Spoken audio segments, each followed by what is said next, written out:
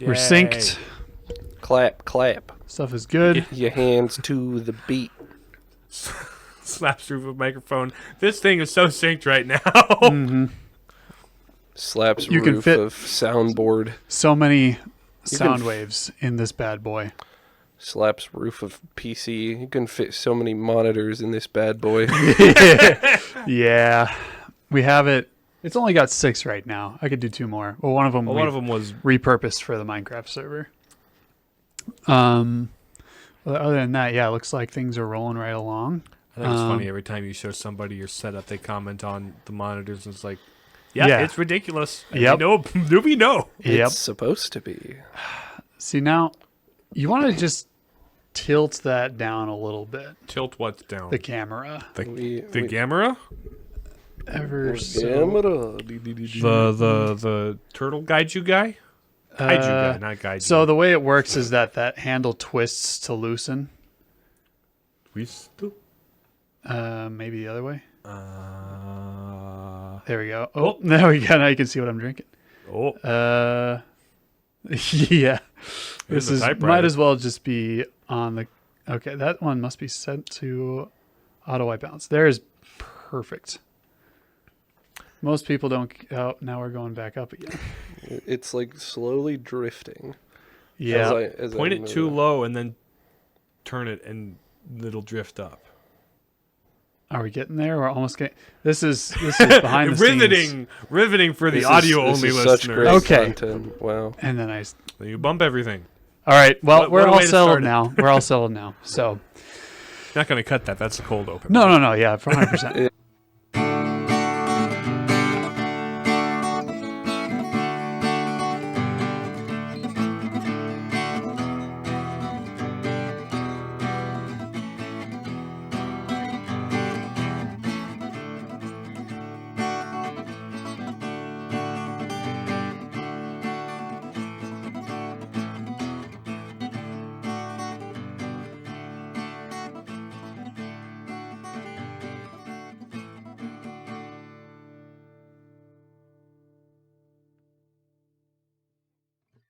Yeah, it's gonna be such great content for the Spotify listeners. Mm-hmm. They're just gonna love that.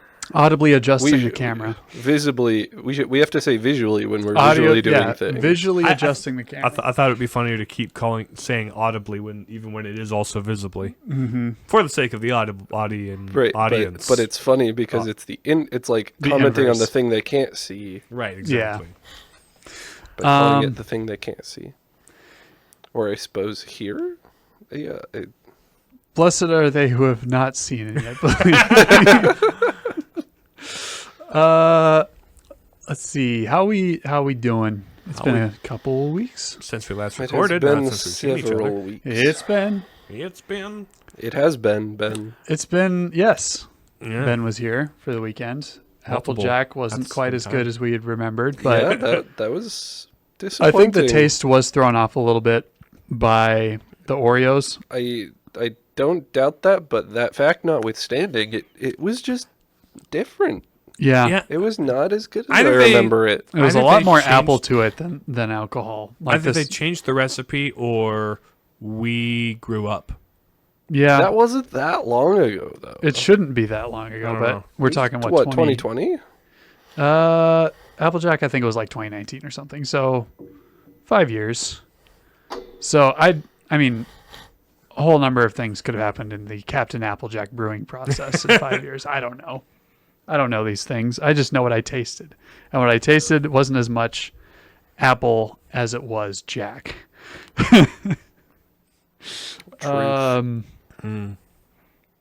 Not even Captain. But anyway, yes, we played Minecraft for the first time in about a year, at least for me. Yes, probably longer for like air quotes played. I got like 3 seconds of recording for like one video I did less than a year ago. But aside from that, yeah, no, same. Yep.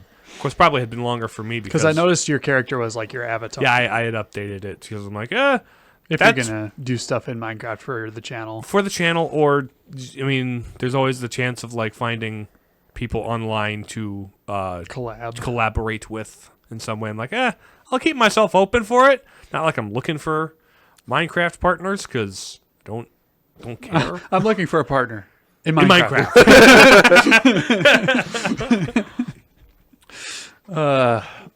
Yeah. But no, speaking of which, there should be a new Speaking of video coming out. The channel Minecraft or a partner. Yes. Oh. No, I've got a video that should be up by the time this podcast episode is out. Gotcha. You can link it in the card in the top left. Yeah. Those still exist. They I remember do. how annoying those used to be. Like when people would like spam them throughout the video. Sure. The little windows and links and stuff. Well, it was like they have a little iCard in the corner now. Well, that's been in place for a long time, but Yeah. it used to be like you could everywhere stick in it the wherever video. you wanted, Yeah. and it would link to anything. So yeah, I mean there would be some great bits in there Oh yeah. where you just like throw random Or like stuff in occasionally, the like video. they would put the link in there, and it was just like a text type thing. yeah. So it was basically interactive subtitle.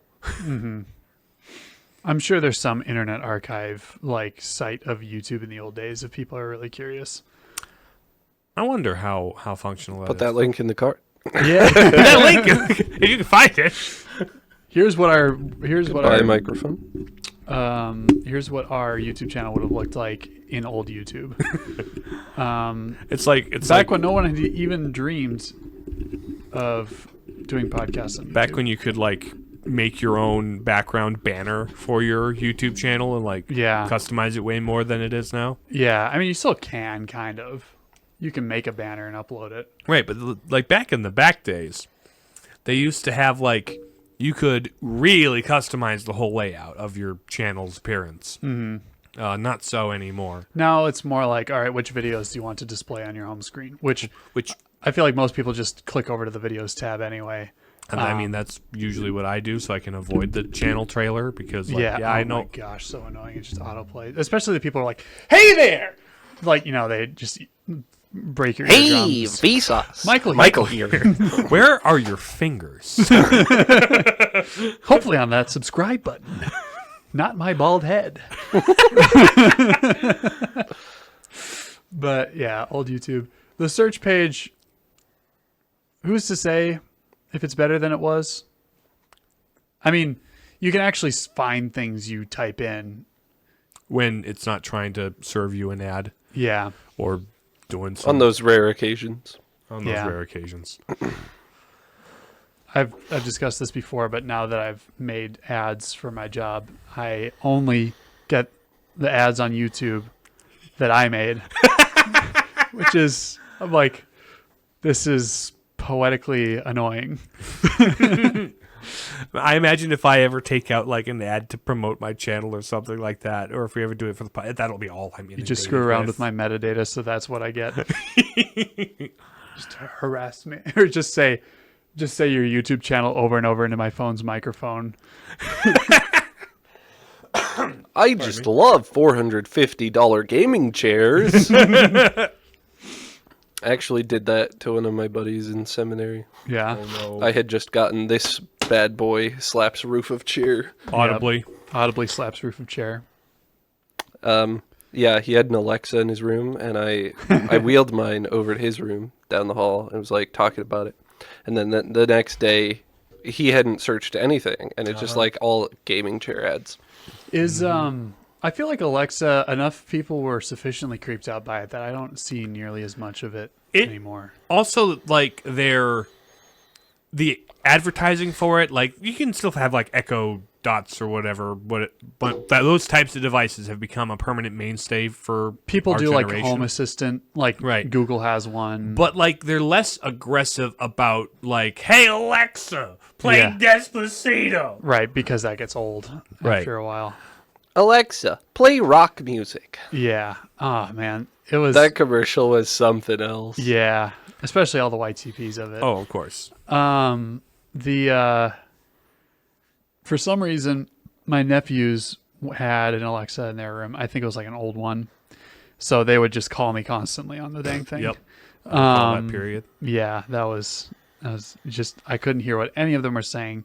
They were all across the room yelling something at me and fighting with each other about something. And I would just be like, why did I pick up the phone? I know it's them. I know it's them. But because the caller ID would show up as their mom's phone number. So I'd be like, I wonder what she want me to come babysit tonight or something. And I guess sort of I was. Remote babysitting. And then I would just hear like, what are you guys doing up there? Talking to Uncle Jamie. Well, stop that. That sort of thing. It's comedic. All this springs to mind because my nephew, I chatted with him on the phone last night. It had been a while since I talked to him. He now has his own, like, very controlled, like, kid phone. As you should have for a, 14-year-old? Yes. Yikes, he's 14. I mean, he's about the age of my younger brother who just passed his permit test. Oh, yeah. So, good for him. Yeah.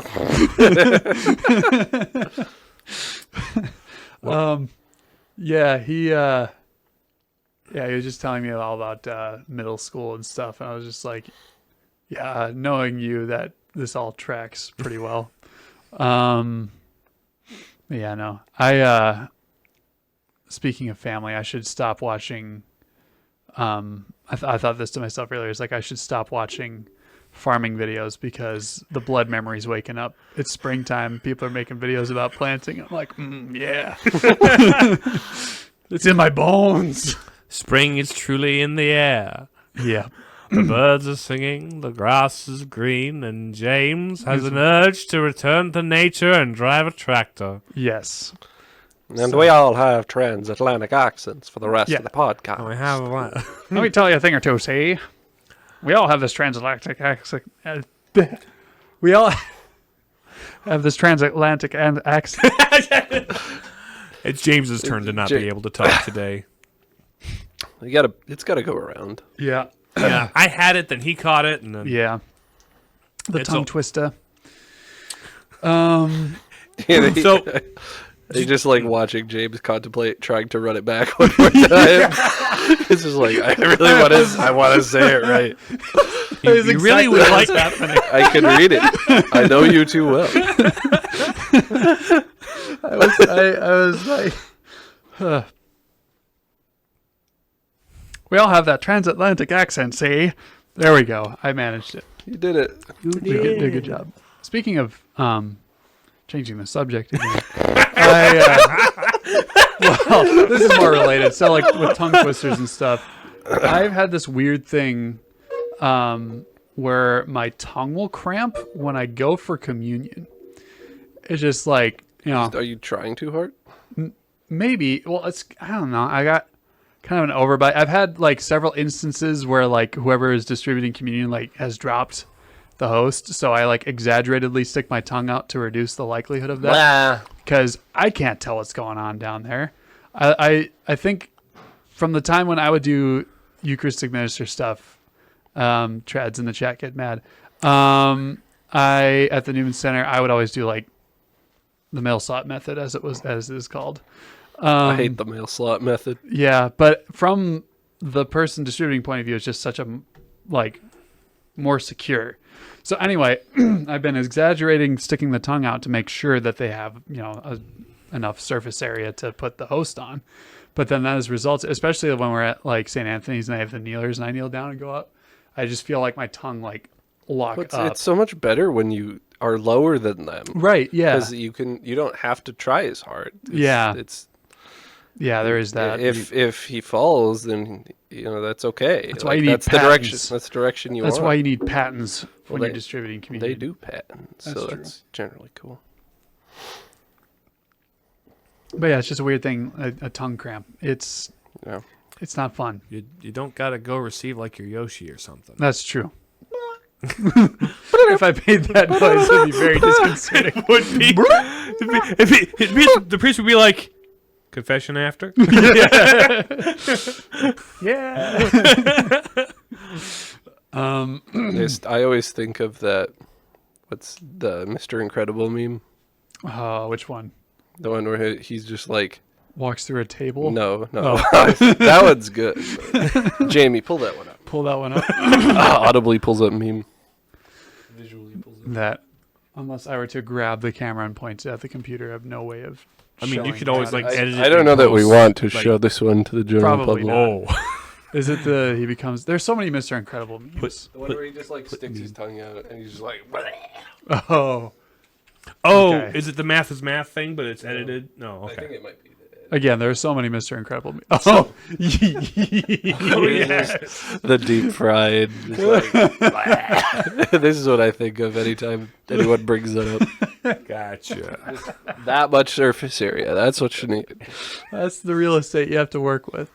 The one with Violet, like with the water coming out her nose, is also good. Which, that's not an altered frame aside from the deep frying. Yeah, That's from the movie. the 240p edit. Watching Incredibles 2 on a CRT. On the Game Boy Advance screen. There actually used to be, you could get their Game Boy Advance video. You could get like episodes of SpongeBob or Pokemon and play them on the Game Boy Advance. Yep. They don't work on the GameCube Game Boy player, unfortunately. We ended up with like one randomly. Because we told you, like, at Ben's bachelor party, we did 8-player Smash on one of those screens. Yep. And we all played as Kirby. So nobody knew who anybody was. Because it was like 8 pixels. Well, I mean, 8 green pixels versus 8 pink pixels versus 8 white pixels. And if the more people got eliminated, the more it like zooms in, you know. Right. Oh, and we did this on Battlefield, so like one of the biggest maps, so it's even less. Well, Battlefield is or no, pretty what's the standard. one? Temple? Temple, yes. Hyrule Temple? Because Yes. that's like the 8-player span. That's like it's even fun to play in 2-player. It if just you, made like, it have a gentleman's agreement. Nearly to not be impossible to awful. tell where you were. Yep. But yeah, no, that was a good time. I think Temple is the only large stage in Smash history that actually works. They've tried to replicate it with other large stages. There's like the Palutena's Temple and like the Great Cave Offensive or something, but all of them are either too cramped or too empty. Hyrule Temple is like just perfect as far as large stages go, and they've never recaptured the magic, unfortunately. Yeah. Speaking of offensive, this has gone on for. I was going to say, speaking of never recapturing the magic, Oh, yeah, Oh, we're the works Palladium too. Papists. I'm James. I'm Nathan. and I'm Riley. We're doing a Gregarious Games for the first time in a good while. We've been sort of a philosophical podcast of late. Because those are easier to consume in a reasonable amount of time for podcast purposes. Yeah. We're talking about Bloodborne by what's the studio? FromSoft. From And Software. Sony PlayStation Yeah. Studios. Bloodborne. Blubbered. Blubbered. Not to be confused with a Whale Punk Ninja Warrior. Not or to be confused with the remake film starring Robin Williams Flubber. We're talking about Bloodborne. Importantly, by Sony, because that's the reason it doesn't exist on PC. Even Oh, though yeah. they put Spider-Man and God of War on there, but not... And Red Dead Redemption. Yeah, well, I think that's Too. Rockstar. Well, because That's Rockstar was doing They may have that. had like a console-timed exclusivity thing with them, but like So the point is it's weird. you guys have played Bloodborne. Because we actually enjoy playing Souls-like sometimes.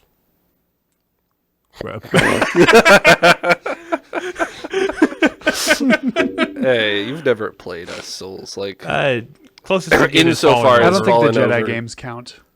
they're as close as... They're I've like been. They're much Souls-light. They're much nicer to you than Souls Yeah. games are. Yeah. They have some of the I've dipped core my toe in ideas, the water. just like are polite about it. I've dipped my toe in the water, I guess we could say. They'll kick you in the shins as you're lying down, but they'll be polite about it. They won't make the floor collapse from under you while kicking you in the shins. And hitting you in the head with hammers. exactly. Yeah. So, we talked about, go back to the Dank Sus episode if you want to hear our other And From Dank Software. Sus to the third one. Yeah. That episode, if you so choose. But Although they have almost nothing to do with this game. Yeah. Yeah. It's just Different stylistically. narratively speaking. Yeah, narratively. But gameplay-wise, they're very similar. So we'll get to that when we get to the cool stuff, I suppose. so what is Bloodborne? Good question. So imagine London, but More an eldritch horror. more hemophiliacs? So Yeah, actually that too. London. This hemophiliacs, eldritch horror, so just real London. Oh, Yeah. werewolves of London. Yeah, London. People who are large and hairy walking around everywhere, you know. So this is not London. In fact, it is called Yarnum. It is a city called Yarnum that is styled after London. In this city, is there's been a plague of beasts. There's like stuff with like a healing church trying to commune with elder gods and using the blood of elder gods to heal injuries, but the blood reacts with human blood and turns them into beasts. And then some people went and studied insights and tried to understand them and grew giant brains with lots of eyeballs, and it was kind of messy. Point is, now there's a plague of beasts upon the city, and a hunt must be. The hunt is on. The hunt is on. There is a group of people trying to stop the beasts from spreading and killing everybody, and just A group within the healing church.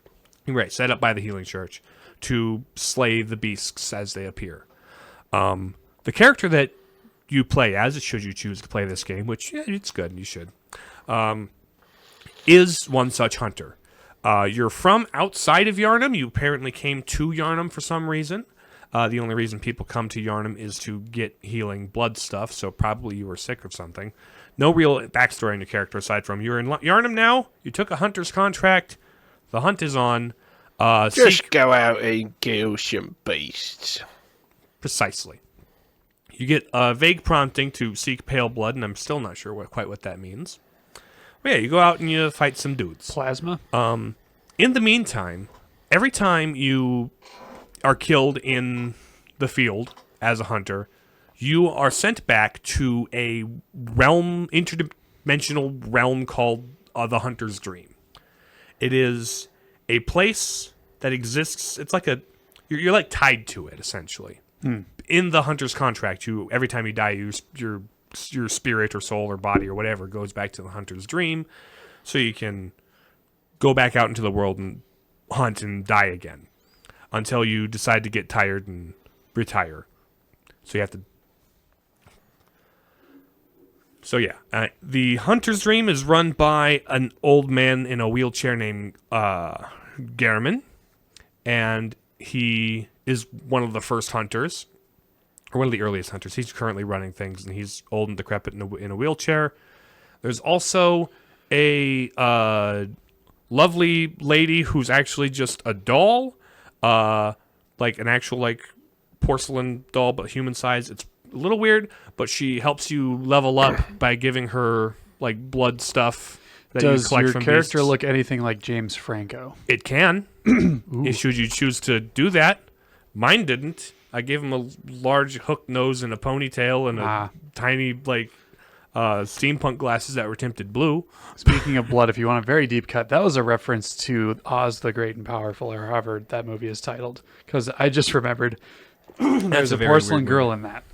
Yeah. Not super relevant, Not super relevant at all. but in my brain it was. So anyway, that's how you keep dying but coming back, because you're tied to this hunter's dream. So yeah, you explore the world, you hunt some beasts, you come across some hunters who have grown weary of the hunt or fallen to the plague of beasts. You have run-ins with the college that was studying these eldritch, elder god beings and trying to create ones of their own or trying to ascend to that plane. You fight various of their mutations and other things. There's really not a lot plot-wise that happens as you go. You meet people Within the confines of the game. Within the confines of the game, right. All of the story comes in extrapolating stuff out of the things you're given in typical FromSoft fashion. Quite. So it's really kind of hard to structure the synopsis of it. Can you find notes and books and journals from people? Notes, books, or you pick up an Item descriptions. Item descriptions are huge. Or just talk to NPCs who will ominously laugh for 4 minutes after you're done talking to them. I think I've touched on most of the major groups out there.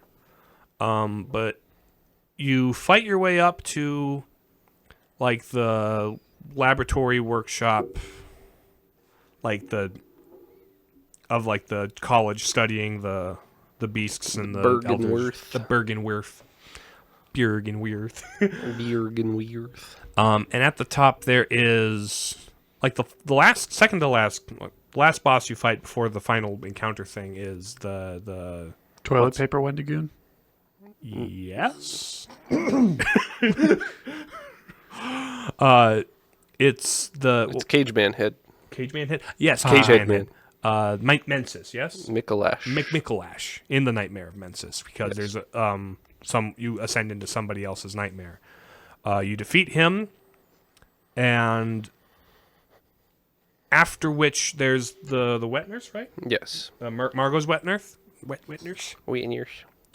So you, at the end of all this, you go back to Garriman, and he offers you The Hunter's Dream is on fire. Hunter's Dream is on fire. Yeah, which is pretty cool. Interesting thing about throughout the entire game, after you get certain checkpoints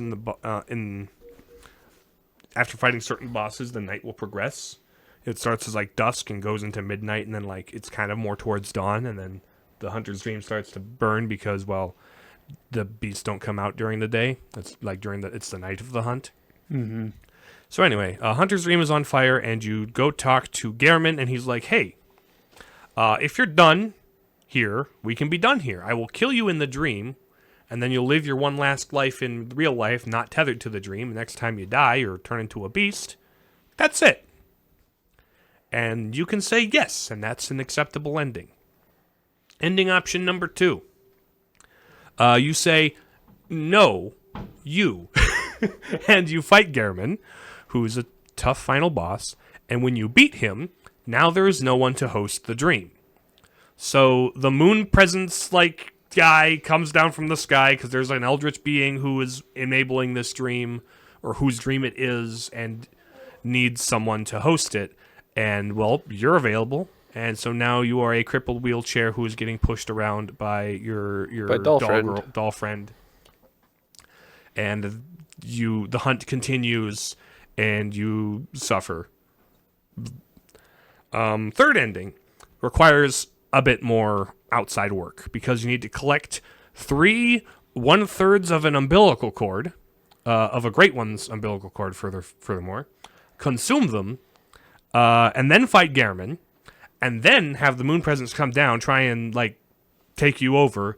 But because you consumed the things, it can't. You fight the moon presence. You defeat the moon presence, and you become a worm. And yes, the doll would still love you if you were a worm. You become a blue, sparkly slug. Yes. So Dune, the Dune 3, probably. I don't know. That's more like Dune 4, one of them. Sure. Spoilers. Yeah. Spoilers, Dune's like Bloodborne. In that detail specifically.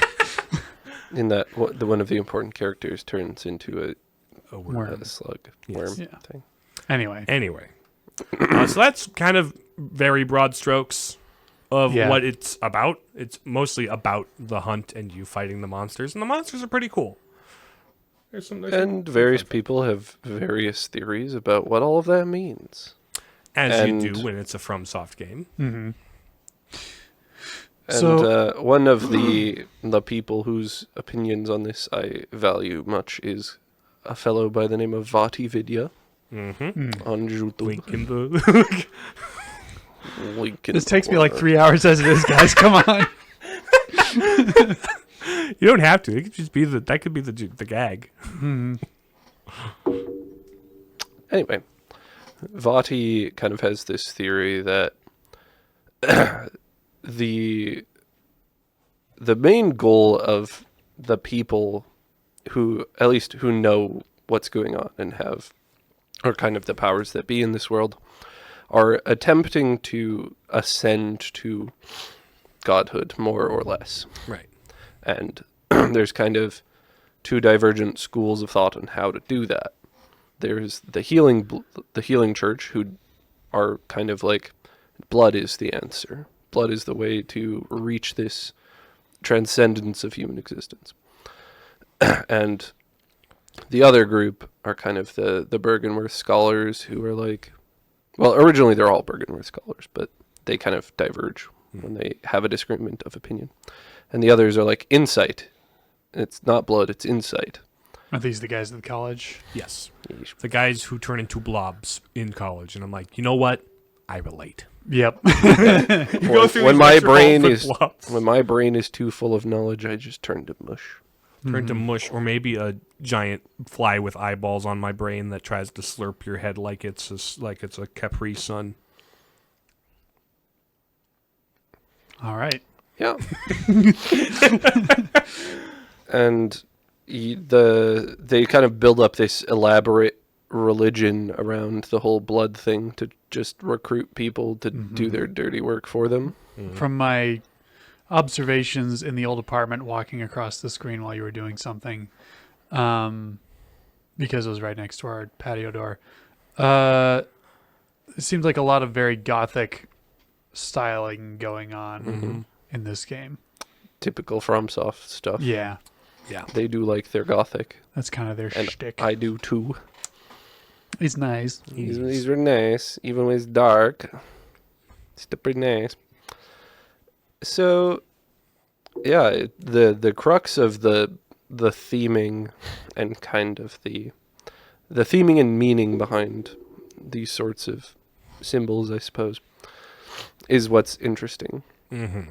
Because I think even people who really study this game, like, nobody has any clue what any of this means. And so it's all conjecture. And Nathan and I were talking about it a couple few 3 Almost a weeks month ago. Yeah, it's Right. been a minute. Yeah. About what on earth we thought about what this all means. What does it even mean? What's going on? And I looked at the Gothic church architecture and the healing through the blood and the connection of the blood of higher beings. And I see, yeah, there's some very kind of like obviously twisted and turned on their head like Christian symbols in here, right? About which, because, yeah, we are healed through the blood. We are made higher beings. We commune. It's through the blood of Jesus that we can ascend to being God-like in heaven with him, right? That kind of, in not so many words, but like those parallels are there, you know? But I also think they have a much less wholesome or good take on those Right. things. And It's like it's kind of like how Evangelion kind of uses like Christian symbology, but like without meaning to like say anything about those in particular. They're just sort of like grasping Similar- at the vibes as it similar were. insofar as they use them, different insofar as I think Bloodborne intentionally subverts them. Evangelion just uses them because it's cool and different And people to recognize Eastern it. people. Right. Yeah, But the other thing about it is it's through the healing blood that humans are becoming beasts, right? That is what is causing the plague of beasthood upon the people. Something about what this religion is doing is corrupting the populace into something the church itself needs to control to keep their appearance of being in control and being correct. I think that's an aspect of it. What really seems more pertinent to me is the fact that, like, it's almost kind of a hubris thing. Like they use the healing blood, and it has this effect upon human beings, and it, whether or not that's intrinsic to what it is, or whether that's like some product of contamination at some point, is unclear. And I think has some interesting ramifications for how you interpret it, yeah. depending on which of those things is the case. They give you kind of 'Cause, that like, room to place that sort of thing in there yourself in your interpretation of it, I suppose. and one of the things that clues me into more of the latter interpretation is the item description of the beast blood pellet, and it sort of makes reference to what sort of terrors lurk within men or something. Like, it's pointing at this like intrinsic beasthood of the human person Like that's only brought out, well, it's not only brought out, but it is powerfully brought out by this blood. It's like the creature part of humanity reacts violently to it. Yeah. But then on the opposite end of the spectrum, you've got the people in the Bergenworth College, and they search for insight, for knowledge. For them, knowledge is power, right? Mm-hmm. And you get items like the Madman's knowledge, and you get the knowledge, and you get more insight, and Insight makes you go crazy. it makes you see things like creatures that there's like giant, like spindly creatures on all the walls that you can see now called amygdalas, because that's the fear center of the brain, by the way. Yep. They're named after that. I looked that up afterwards. I'm like, I think I've heard that word before. Amygdala. Amygdala. Padme amygdala. Anyway, and but even like the going for insight alone makes them go mad. You know, it makes them go crazy. It makes them grow giant brains with eyeballs all over them. And it's like the knowledge the great ones have. The contact with this sort of inscrutable elder being just causes man to go insane. So there's like the mental contact with them that makes you go nuts. There's this physical contact with them that makes you transform into something either superhuman or unhuman or something Or in between. subhuman. Or subhuman. So the point that this is driving home is that like both methods or contact at all with these great ones isn't usually a good thing. Except there is also that third ending where your player can ascend to essentially godhood as a baby great one, which is kind of runs counter to what everything else is. And, well, the thing is that if you look at all this from the lens of existentialism, it all makes perfect sense. Because every FromSoft game is just existentialism when you drill down far enough. Mm-hmm. That's really the story of Dark Souls. I'm convinced that it's also the story of Bloodborne. And it's like another detail I find interesting is the fact that great ones can't reproduce. Mm-hmm. They rely upon humans in order to reproduce themselves. And they have to like essentially impose themselves upon humans in order to bring their babies. So like we see Lady Yarnum at several points throughout the game with blood on her white dress because she just gave birth to this baby great one that you kind of usurp at the end. Mm-hmm. That's kind of what the final boss is, guarding this baby great one. And there's kind of two other instances where to get the other 2/3 of the umbilical cord that you need to ascend. There's one woman who works at night in the streets, except for when it's beastly, that you can save from the night of the hunt and bring back to the healing church, and she'll offer you her blood to heal with. I never used it because I'm like, I don't know what's in there, ma'am. Give it. But after a certain point in the game, if you invite her to the cathedral, she will crawl downstairs and give birth to essentially a stillborn great one, from which you can collect the relic you need to ascend. Similarly, there is a clinic in Yarnum somewhere where she's like, please don't come in and infect everybody, except for later she's like, oh, please come in so I can send people here so I can study them. So it's like, are you the same person? Are you okay, ma'am? Yep. And you come significantly later, the door's unlocked, and she's on a table writhing in something or other, which you put her out of her something or other, and you collect a third, the other umbilical cord. Sure. There is a fourth one you can get from an area in Yarnum that looks exactly like the Hunter's Workshop. In the Hunter's Dream? In the Hunter's Dream. It is, in fact, the Hunter's Workshop. It is, in fact, the Just Hunter's not the Workshop one in the where dream. Garmin used to work.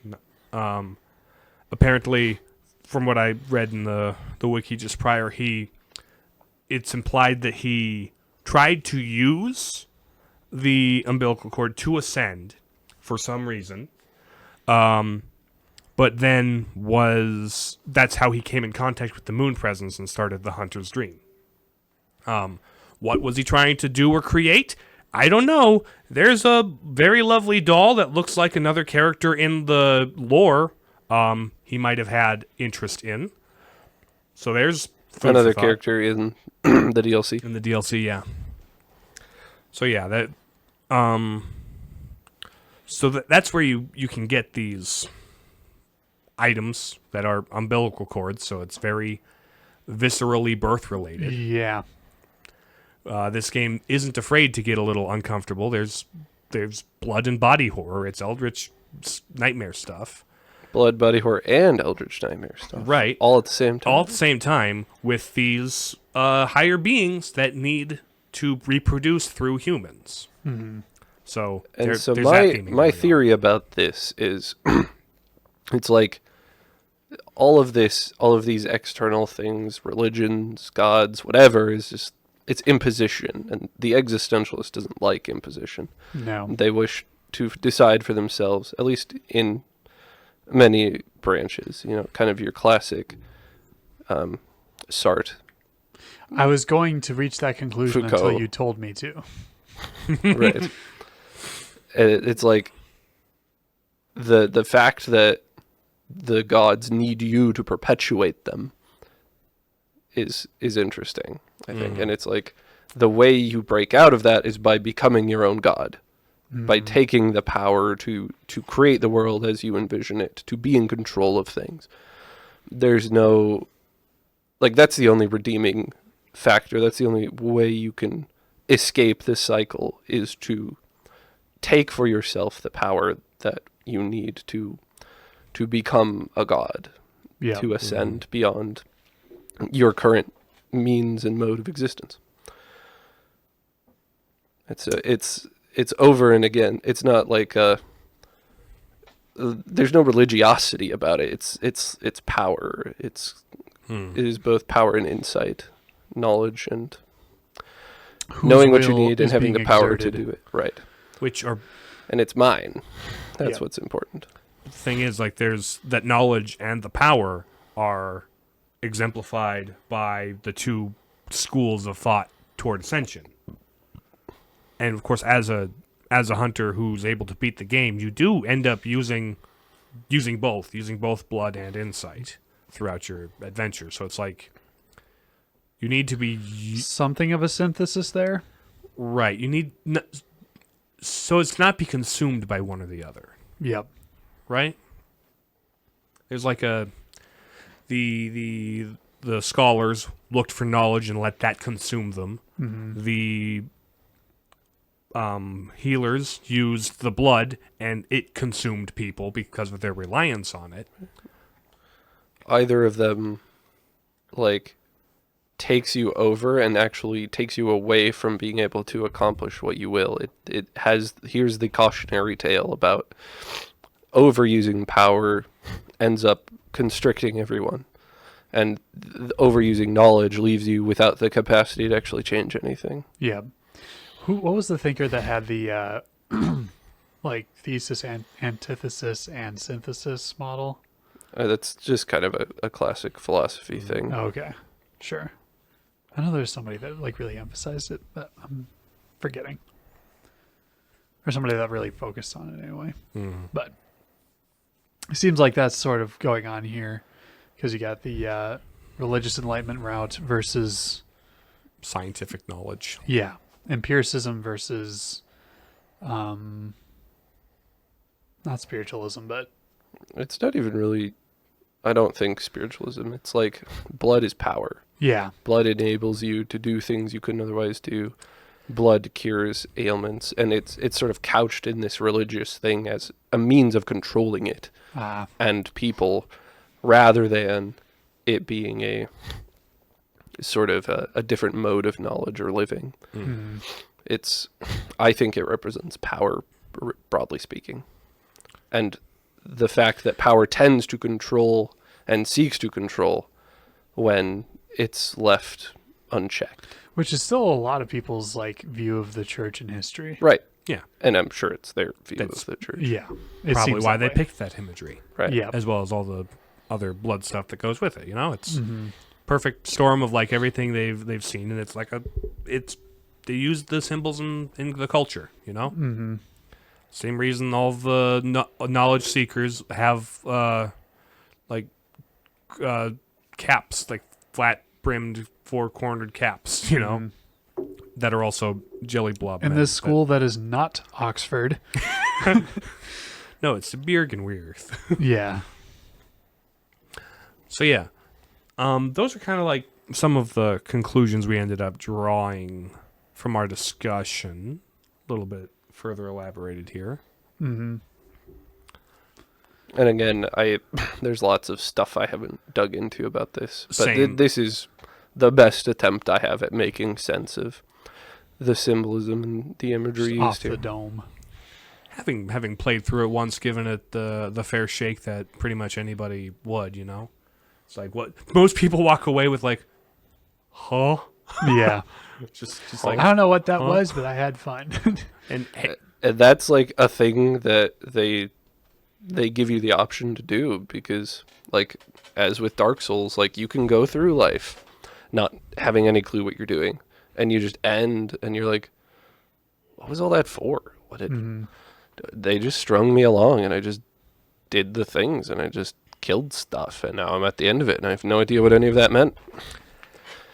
The only time you make meaning out of life is when you try to. It's an interesting point. Yeah. Because I know there was like a branch of nihilism where it was like, was it cosmic nihilism?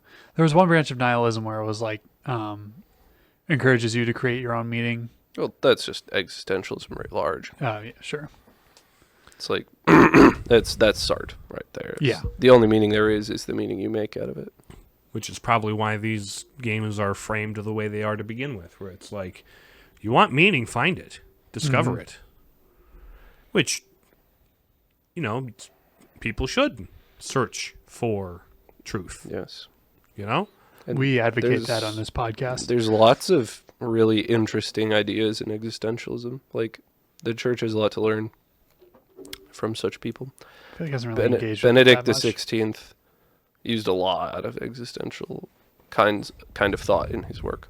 Like, there's good stuff to it. You just gotta, You gotta also stay rooted in the truth. right, you have to take the rest of the magisterium along with it when you're doing it. Because a lot of existentialists are very cynical about the role of God in the church in life. As Bloodborne seems to be, Yeah.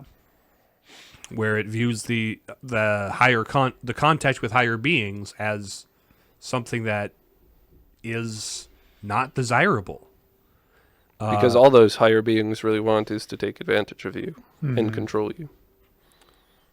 And are just kind of in themselves inscrutable, Yeah. incomprehensible to the human There is no mind. such thing as an unconditionally loving God in this universe. No, everything's a condition. I am imposing myself upon you because I have a need to reproduce myself, which is very unhealthy relationship. It's a very sort of twisted take on like God's life giving us. Like, you know, superabundant love creating humanity. It's like a very different, like, here's all my little minions to control. Here's my Attitude. little minions to satisfy my needs. Yeah. When God doesn't have needs. No, exactly. He doesn't need us. Self-sufficient means self-sufficient. Exactly. So it's a very short-sighted take. But Also, it's a lot of people's view of God, someone who imposes rules and demands. because they were never really properly, Obedience. in many cases, were never even properly taught Yeah, no. who God is. In fact, Neither there- taught nor formed. Both of which are important. You can know the content of the essential truths of the gospel and not like have the affective communication. You like- still need encounter. right. Mhm. You need to receive that love from God to be able to actually experience it for yourself. Mm-hmm. And people who espouse ideas like these haven't. Like, you couldn't otherwise. Yeah.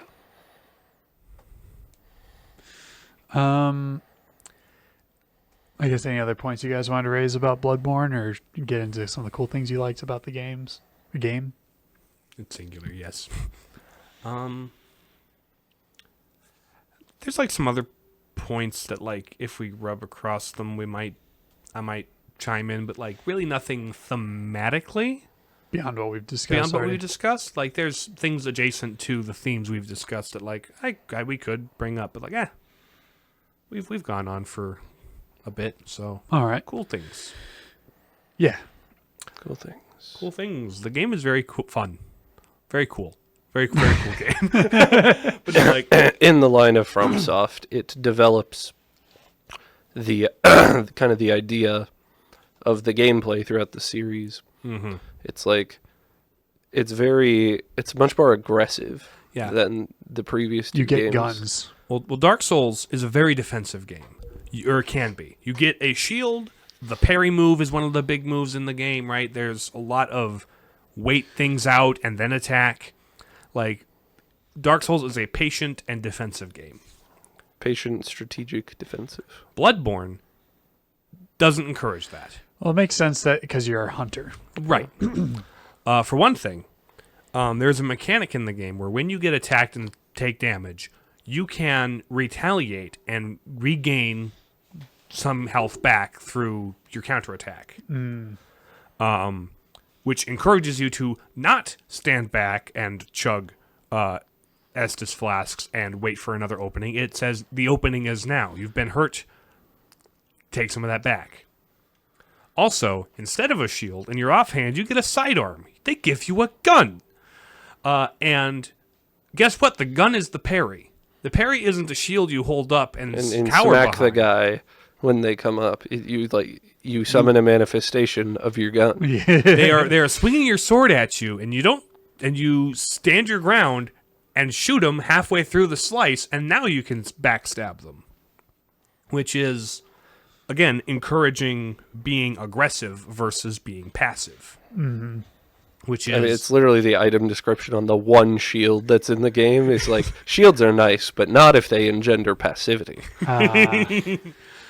yes, They're pretty on the nose about it. They're like, be aggressive. This isn't Dark Souls. And another thing is that the healing items in this game they don't replenish every time you respawn. Your blood They're a vials finite resource. are finite. So again, don't stand back and heal. Get actually in the fight because you can get some healing out of the fight. Mm-hmm. And another real cool thing is like every FromSoft game has a mechanic where you can take your primary weapon and then hold it two-handed for more power and damage. Yep. Bloodborne does something a little different from Dark Souls, where you have trick weapons. These things now it's a sword, now it's a big sword. Now you strap the scabbard of the sword onto the sword, and now it's a really big sword. You've got a cane fencing rapier sword. Now it's a whip. It's composed of a bunch of links, and you can just whip it out. And there's like a whole You've got ton a of them. sword that you can strap a big rock on. Now it's a hammer. You've got a short saw. You've got a long saw spear. Like all of your weapons have like two forms, and it's very fancy, very over the top, but very, very cool, very stylish. And like the different attacks, you can transition between them. Mm-hmm. Like there's going from one form to the other. There's a special move between each of those. So there's lots of. He uses another of his special moves. It's quite creative in the move sets that they give you and let you play around with. Apparently, in the DLC, there's one weapon that's essentially like a buzzsaw. I'm like, ooh. Buzzsaw Louie. Billy has more toys than you. But yeah, so like very, very creative weapons that are fun to use, and it's like I kind of almost want to play through it again just to use a different primary weapon instead Introduce of just Buzzsaw Louie with a character with arms who refuse to elaborate and move on. Right, exactly. Anyway, Chainsaw Man. Chainsaw Man. Except you can't dual wield trick weapons. No. You can only wield a gun. Oh, you can also get a cannon in your offhand. It's not as good for like parrying, but it does some damage if you like upgrade your gun ability. And then there's like the beast weapons that I never even got enough Arcana to use, because there's like you can purposefully infect yourself with beast plague and transform into a furry for an attack, and it's really apparently can one-shot some bosses. It gets so powerful if you've got enough like blood frenzy on you. Mm-hmm.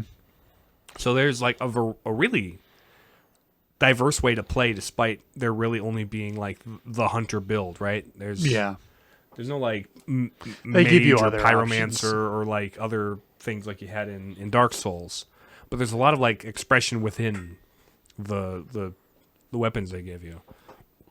So it's offers a different kind of replayable RPG mechanics from Dark Souls, while also like satisfying that same kind of progression. It's really, really neat how it both feels like Dark Souls, but also distinguishes itself, right? Because at the end of the day, it's not a Dark Souls game, it's Bloodborne. Right. Although I contend that Bloodborne feels more like 1 and 2 than Bloodborne feels like 3. I have yet to play 3, so that'll probably be the next. It's like Isn't it's that kind of where- the logical evolution of Bloodborne into a Souls game, and Is it- they ratchet all of that stuff up to 11. Is that where it comes out in the order they were released? Yes, Yeah. Okay. that's the chronological order. 1, 2, Bloodborne 3. Makes sense. Well, Demon Souls 1, 2, Bloodborne 3. and Demon then- Souls, I would contend that while it it has some of the basis for Dark Souls is somewhat substantially different. Although they do borrow some things for Bloodborne for it. That's a topic for another day. Yeah. Yes. Should we get into the Transcendentals then? Suppose so. we can, yeah. Truth. What truths can we find in Bloodborne? This is going to be a tough Transcendentals bit. Yeah. Because honestly, like a lot of the statements it seems to be making kind of run counter to Christian truth because it misunderstands our relationship with God. Yeah. So the truth that ultimately can be drawn from this is to say this is not what God is like. God is not a human being who is self-interested. Nor is God a big, spooky, incomprehensible, inscrutable, though he is inscrutable in certain respects. It is not like this horrifying terror. Yeah, he's inscrutable, but he's not going to burden you with forbidden, cursed knowledge that'll drive you mad, right? Mhm. That's not our relationship with him. Like his, A fire that does not consume, mm-hmm. like the burning bush. Yeah, very different sort of So- outlook. And to people who are who don't know or understand God, I can understand thinking of him that way, I suppose. But like we are designed for communion with him. Mm-hmm. We are designed like in Bloodborne, you make contact with these things and it alters your mind, alters your body, turns you into some freak. We are designed for God's love. Yeah. And It's a full realization of our, what would you say, our nature? our nature is a reflection telos? of God's nature. Right? Depending on who you talk to. Yeah. Broadly speaking, yes. Okay. There is something very key to the way we have been made. It's whether you want to distinguish nature and grace so strongly. And Right. yeah, like human nature was always made to receive the life of God. We were made for communion with him, most particularly, To be more fully alive. and with one another in and through. That non-competitive love. And God's love, God's knowledge, it's not imposed upon us. It is invited. It's given. It's given. It's free. Uh, The elites don't want you to know this. Yeah. But God's It's love is free. free. You can just take it. for free in this economy? And to the existentialist who, makes your own meaning anything imposed on you from without, even if it's unconditional love. Well, unconditional love is an impossibility, it seems to them. Someone might claim such. They might even sincerely think it to be so, but It just, in point of fact, is not. Right. They just cannot conceive of, unselfish motivation. But yeah, it's our free will to accept that gift. Mm-hmm. And in his grace, through his grace, be more like God because we're made to. That's the whole point of our being. It's interesting the game goes into this without, keeping it to problem of evil stuff. Yeah, that's not really existentialism's thing. No. They're just like, this sucks. Yeah. Yeah, and the world of And Bloodborne the only kind of solution sucks. The only solution is take it upon yourself. There's You be in charge. because there's a lot of meaningless suffering in this game. Yeah. There's a lot of suffering in the world that hasn't been given meaning because of their relationship with God, you know? Yeah. Tony Hawk's existential nightmare.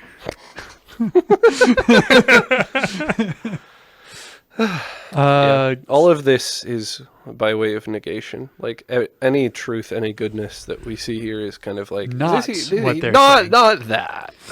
Yep. This is the opposite That of what they're isn't- saying. That isn't to say questions shouldn't be asked, right? Right, of course. These kind of existential questions, we should ask them, but the answer is You have to be willing to accept the answer. right. It's not that there isn't an answer, or the answer is what you make of it. Yeah. Sometimes it is tempting to choose ambiguity over accepting an answer you do not like. And I feel like there's a lot of systems of the thinkers that adhere to these non-Christian ways of thought that tend towards that. Where it's like, I'm more comfortable in my little corner over here where I get to decide how I feel about things. Because if your ideology is correct, then why do I aggressively misunderstand what you believe?